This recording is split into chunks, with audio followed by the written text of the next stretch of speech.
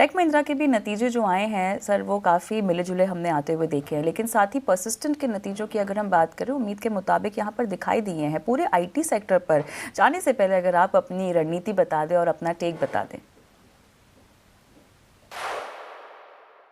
देखिए, कल दो इंटरेस्टिंग नतीजे आए। एक तो है टेक महिंद्रा और दूसरा है परसिस्टेंट।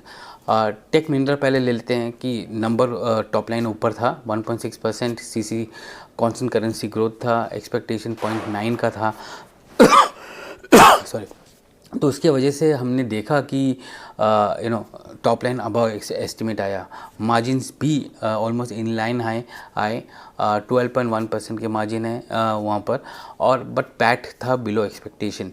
नाउ इसमें ना आपको एक चीज़ देखनी पड़ेगी कि टेक महिंद्रा ने पिछले कुछ सालों से ये कहा है कि उनको 3 या 4 साल चाहिए टर्न अराउंड करने के लिए।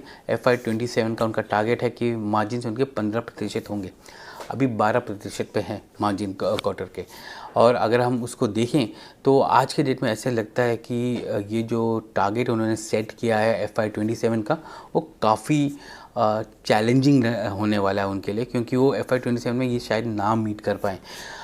ये भी एक चीज़ देखिए कि टर्न अराउंड स्टोरी के चलते मार्केट ने उनको एक बेनिफिट दिया है, क्योंकि मोहित जोशी जो नए CEO हैं उन्होंने वो टर्न अराउंड स्टोरी दी है कि हमको इतना टाइम लगेगा टर्न अराउंड करने में।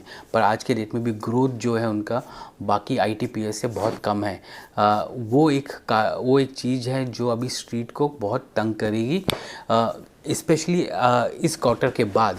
वो इसलिए क्योंकि इस क्वार्टर से और 2 क्वार्टर से जो AI का जो माहौल चल रहा है, नैरेटिव चल रहा है, जिसमें IT कंपनीज़ को थोड़ी सी डी रेटिंग हुई है। IT कंपनीज़ की IT कंपनीज़ 25 से 30% गिरे हैं इस साल, ग्रोथ पिवट नहीं होने के कारण या नैरेटिव नहीं होने के कारण।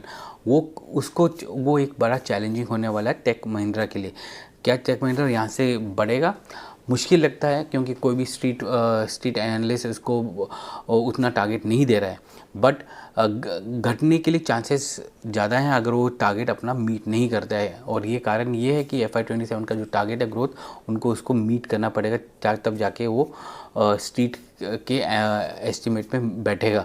तो ये एक इम्पॉर्टेंट फैक्टर रहेगा, क्योंकि आपका जो वैल्यूशन है, P वैल्यूशन है इसका टेक महिंद्रा का, वो एट पार है ऑलमोस्ट टू बड़े बड़े कंपनियों के साथ।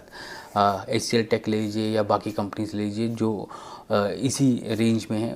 टॉप 5 कंपनी होने की वजह से उनका वैल्यूशन, पीयर वैल्यूशन जो है, P वैल्यूशन, वो ऑलमोस्ट एट पार है, और जबकि ग्रोथ जो है उन सबसे कम है। तो ये एक चीज़ है जो टेक महिंद्रा के ऊपर हमेशा भारी रहेगा। दूसरी तरफ आ जाते हैं परसिस्टेंट के तरफ। ये एक ऐसी कंपनी है कि वो आराम से प्रोडक्ट एंड प्लेटफॉर्म्स कंपनी है ये। इसके भी नंबर्स बहुत अच्छे आए हैं। अगर आप देखें तो रेवेन्यू जो था 1.7% क्वार्टर ऑन क्वार्टर बढ़ा है। क्यों अगर देखेंगे तो कांस्टेंट करेंसी टर्म्स में 4.5% के आसपास बढ़ा, 4.4% के आसपास बढ़ा है वो।